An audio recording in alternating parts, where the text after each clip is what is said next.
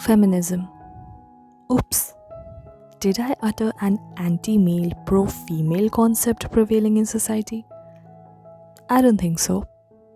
It can't be, since patriarchy harms men too, even if they do not realize it. Nowadays, wherever I go, whoever I talk to mentions in a way or other this term known as feminism. Females take pride in it and males resent it. But unfortunately, many speaking of the term with pride don't actually know the essence, beginning, and simplicity of feminism.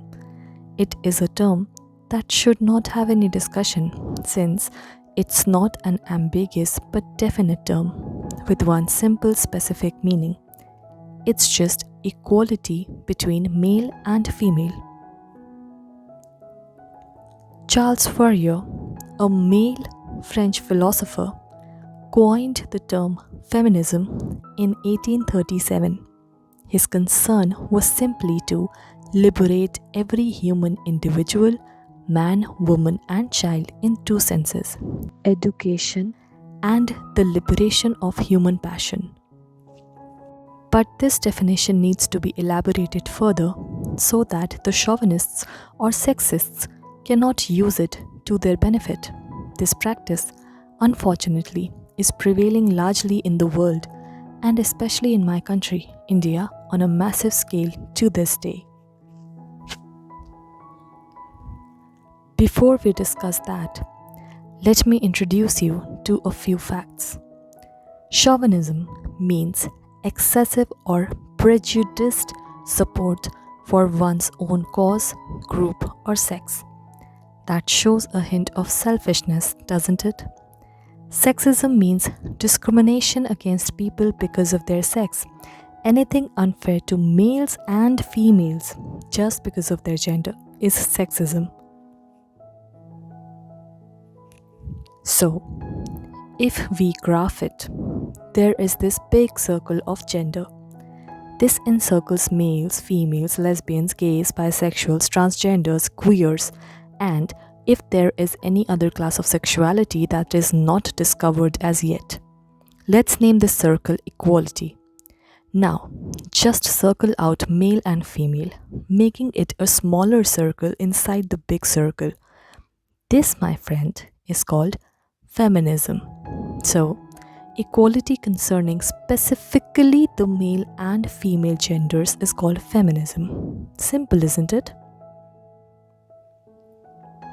Feminism does talk about female rights, but it doesn't mean that we have to go against the rights given to men or the human rights that are not specifically advantaging women. The glossary of the 4th chapter of the NCERT book of Democratic Politics of Class 10th describes a feminist as a woman or a man who believes in equal rights and opportunities for women and men. A man speaking for the rights, equality, and against the discrimination against women is a feminist, and so is a woman speaking against abuse targeted and proved to be done against men. So, let's stop talking about feminism and actually start practicing it.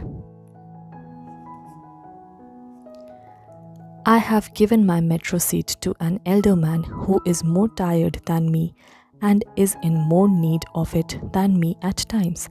That doesn't make me any less of a feminist. The woman who is good in health and is very capable of standing for hours in the metro, if she is forcing a man to stand up from their general seat as to let her sit, be the man in very good condition as to stand, does not make her a feminist. Rather, this behavior shames feminism. But feminism is needed today because men keep inflicting violence and abuse against women, harassing them and touching them inappropriately and without consent, sometimes going much further to kissing them forcibly or doing much more heinous acts of crime.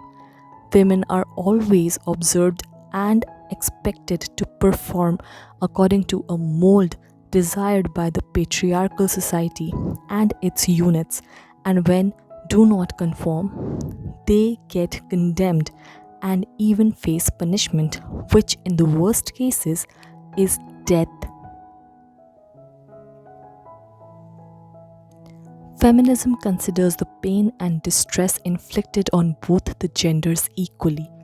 If I stand against abuse of any sort inflicted against females, I would also stand for justice to the male employee sexually harassed by his female boss.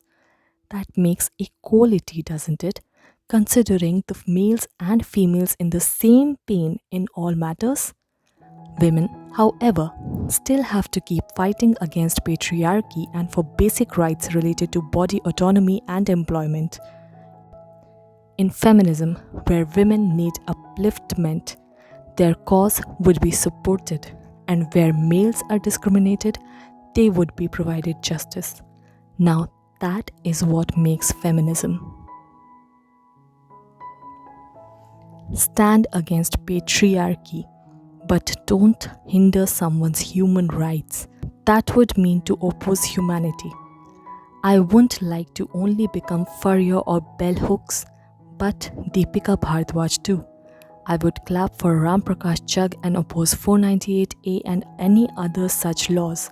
I would support Beti Padhao Beti Bachao, but I would also stand for POCSO and Right to Education RTE Act 2005 or against any other medical or legal practices targeted against women's consent, freedom, or body autonomy. All of us together have to defeat patriarchy and establish an egalitarian society. Women have stepped up and surpassed men, yet struggle to survive because of the criminal mindset of men. To bring equality in opportunity, freedom, and safety, criminal-minded men shall be restricted to walk out in the open and let women work and exist with peace and freedom. Maybe when they will stay indoors more, they will learn more of the survival skills that are imposed generally by patriarchy on only women, veiled as responsibilities or duties. It was always, and unfortunately still is, a fight for basic rights.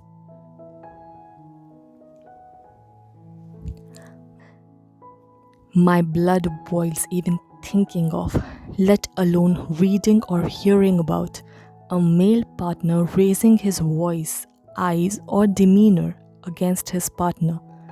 But I would also grip the hand of the female that lifts up in a blow towards her boyfriend or any male for that matter, if to attack an innocent. My concerns are towards both Adam and Eve, and also others except them, who had to undergo the pain of any sort of assault. I will appear biased at times based on the gender of the afflicted person. I voice for the justice against the wrong for the wronged, irrespective of their gender. I believe truly that I am a feminist. What about you?